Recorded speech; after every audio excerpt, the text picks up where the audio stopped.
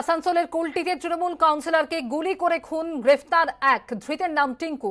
অভিযুক্তদের গ্রেফতারের দাবিতে বরাকর কল্যাণেশ্বরী রোডে টায়ার জ্বালিয়ে অবরোধ করা হয়। বরাকরের বেগুনিয়া মোড়ে পথ অবরোধ করেন স্থানীয়রা। মোহাম্মদ খালেদ খান আসানসোল পুরসভার ৬৬ নম্বর ওয়ার্ডের তৃণমূল কাউন্সিলর। পরিবার সূত্রে খবর, গতকাল রাতে খাওয়া দাওয়ার পর ১১টা নাগাদ বাড়ির বাইরে বেরিয়েছিলেন খালেদ। অভিযোগ, সেই সময় বাইকে চড়ে এসে ৩ দুষ্কৃতী তাঁর পায়ে গুলি করে।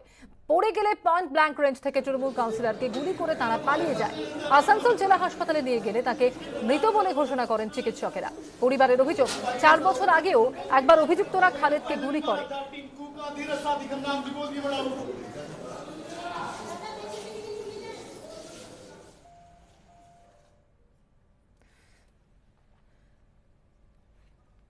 কাউন্সিলরের ভাই কি বলেছেন এবং তার পাশাপাশি কোল্টের বিধায়ক উজ্জ্বল চক্রবর্তী কি বলেছেন শুনবো।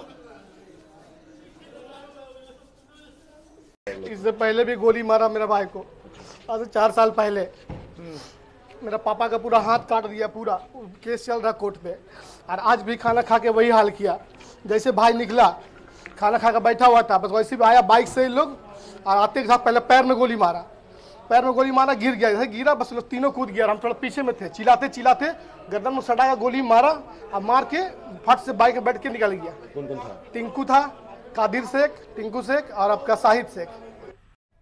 নৃশংসভাবে হত্যা করা হয়েছে, নৃশংসভাবে হত্যা করা হয়েছে এবং তাদের ওই হত্যাকাণ্ডের সঙ্গে যারা জড়িত রয়েছে, যাদের প্রশ্রয় আছে, তাদের প্রত্যেককে পুলিশ গ্রেপ্তার করুক, উপযুক্ত শাস্তি দিক। এলাকার মানুষ, সেই এলাকার মানুষ সেটাই চায়, চোখের সামনে দেখতে চায় তাদের শাস্তি। কোনো রাজনীতির প্রশ্রয় কাউকে দেওয়া যাবে না। যদি কেউ এর সঙ্গে দায়ী থাকে তাকে ধরা হোক।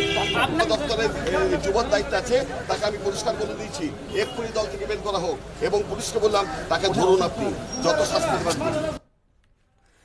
আমরা শুনলাম কোল্টের তৃণমূল বিধায়ক উজ্জ্বল চট্টোপাধ্যায় তার বক্তব্য। মোহাম্মদ খালেদ খান আসানসোল পুরসভার ৬৬ নম্বর ওয়ার্ডের তৃণমূল কাউন্সিলর এবং গতকাল রাতে খাওয়া দাওয়ার পর ১১টা নাগাদ বাড়ির বাইরে বেরিয়েছিলেন তিনি এবং সেই সময় বাইকে চড়ে এসে ৩ জন দুষ্কৃতী তাকে গুলি করে। পার্থ চট্টোপাধ্যায় কি বলেছেন এই ঘটনার সম্পর্কে শুনবো।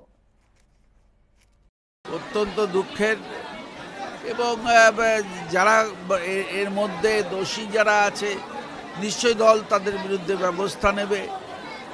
দল বলতে প্রশাসন, দল নয় প্রশাসন ব্যবস্থা